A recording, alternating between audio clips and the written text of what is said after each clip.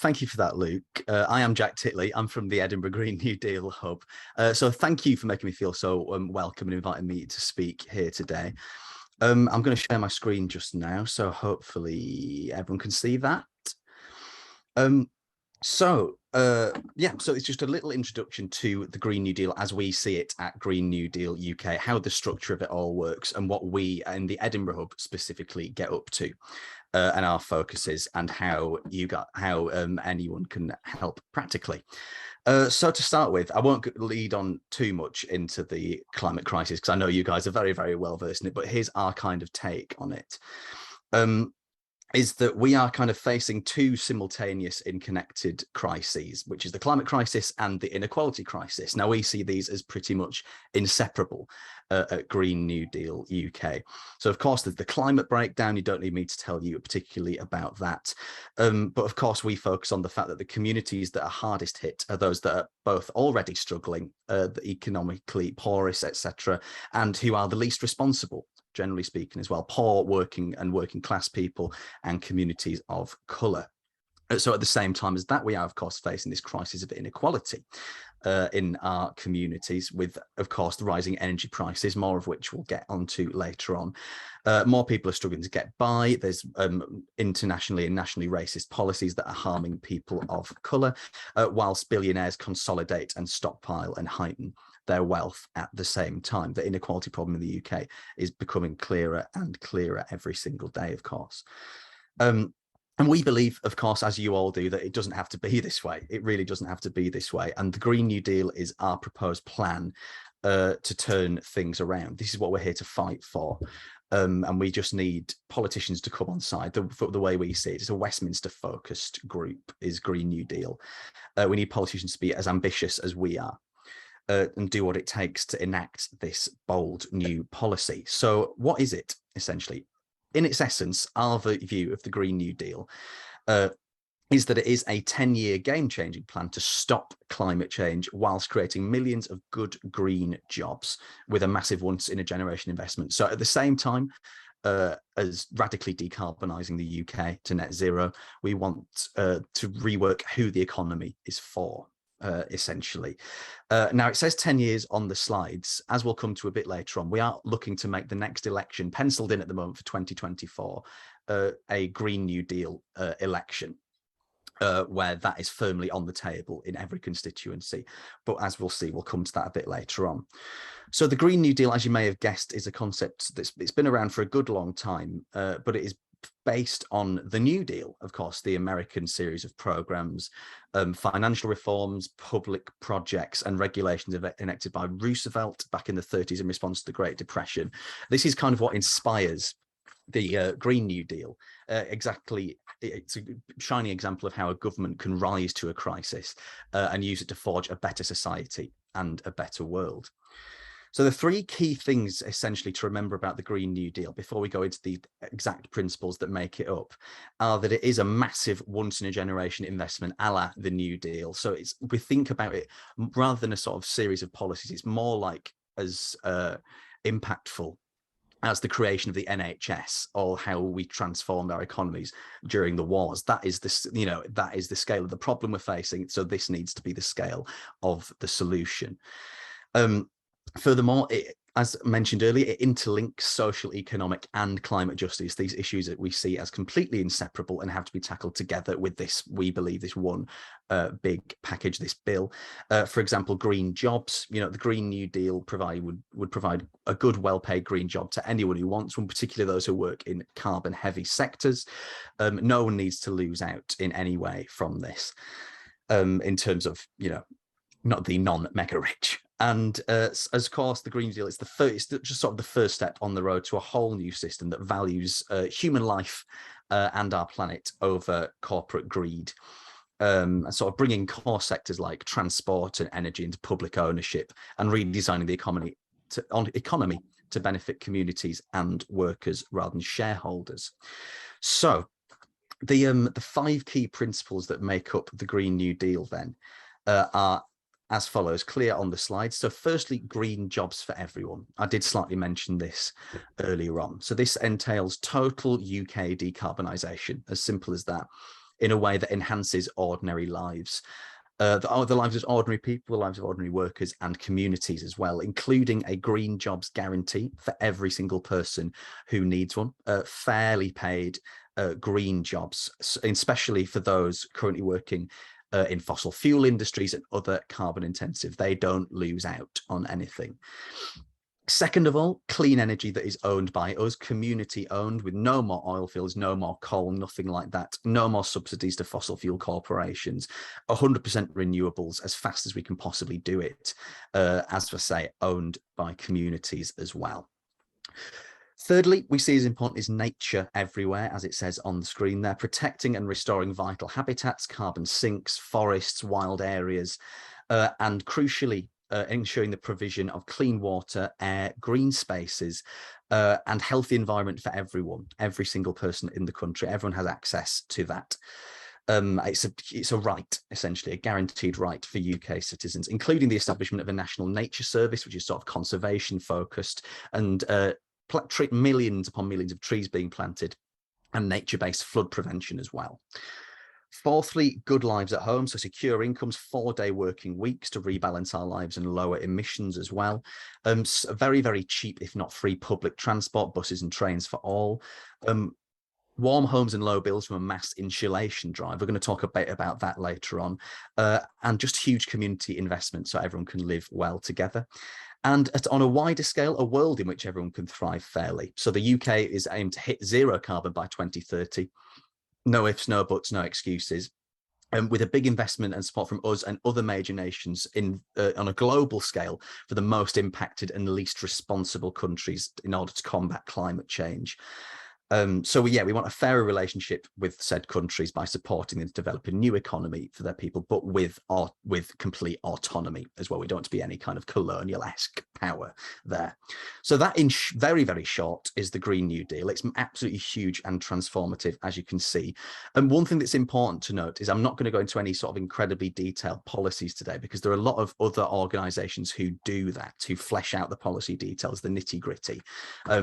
Sort of from think tanks like Commonwealth to New Economics Foundation to the Women's Budget Group. Our job as Green New Deal UK is to build the public support and political will to deliver the policies that everyone is working on, essentially. So how are we going to win it? We see it's quite, broadly speaking, it's people power plus political power.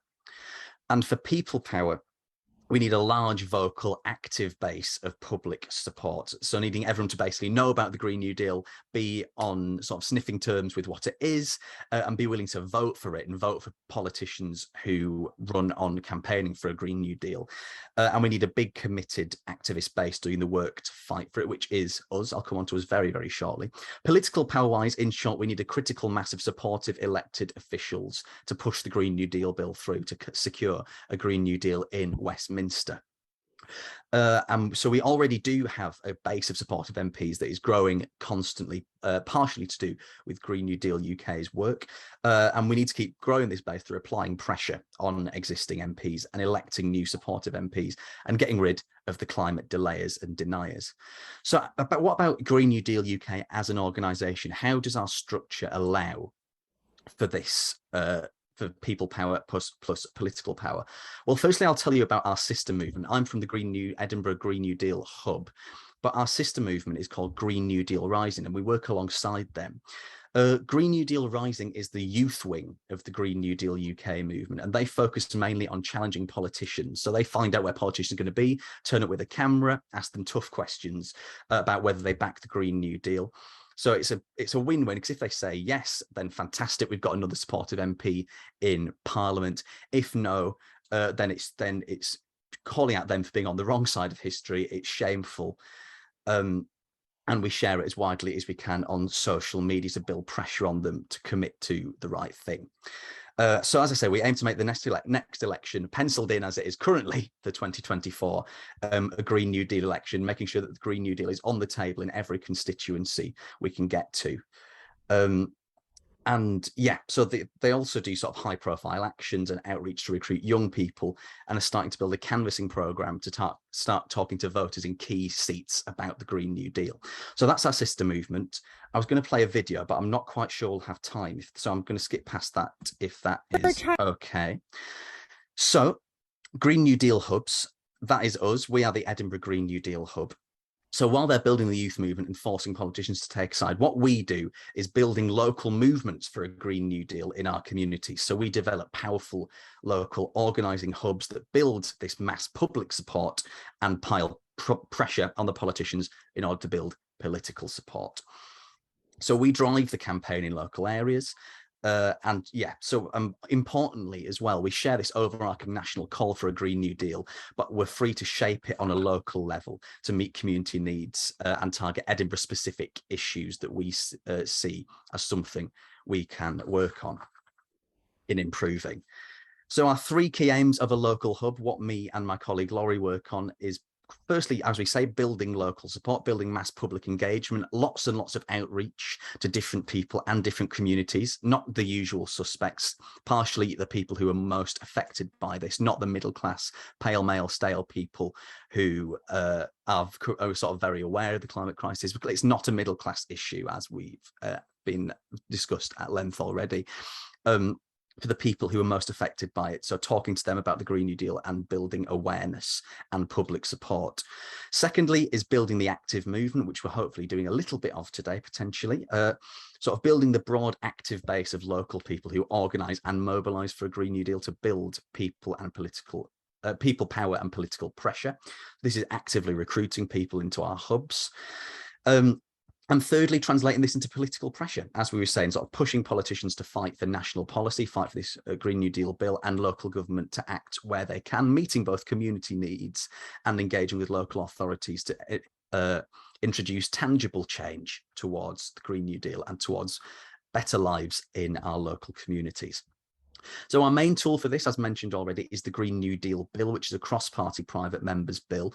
This is only a piece of draft legislation which would be the first step towards enacting a Green New Deal if implemented. However, this is very idealistic to think that this is going to take place under the current government.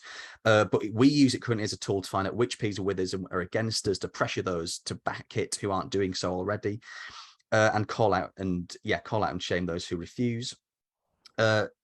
So yeah, we've been through that a little bit.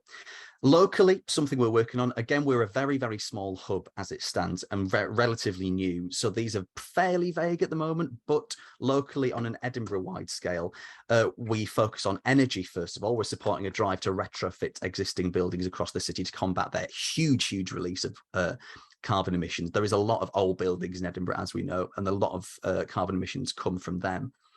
And interestingly, we're also part of a nationwide coalition of Green New Deal hubs working on an energy campaign to get this enacted on a national scale. We're aligning ourselves with New Economic Foundation's Great Homes Upgrade campaign, which wants to upgrade 19 million homes in that way by 2030, to ensure that living in warm homes powered by clean, renewable, affordable, community-owned energy is a basic right enjoyed by everyone in the country. So the idea being that we solving current economic suffering and the energy bill crisis and environmental destruction with long-term future safeguarding action, uniting the message that the terrible inequality and staggering bills people face is completely and inextricably tied in with the more longer-term climate crisis. We focus on transport as well. Anyone who lives in Edinburgh knows how hellish it is to get around at the moment. So we want free green public transport coupled with the prioritisation of active transport links and pedestrianisation to improve the quality of life across the city, coupled with sort of radical localisation.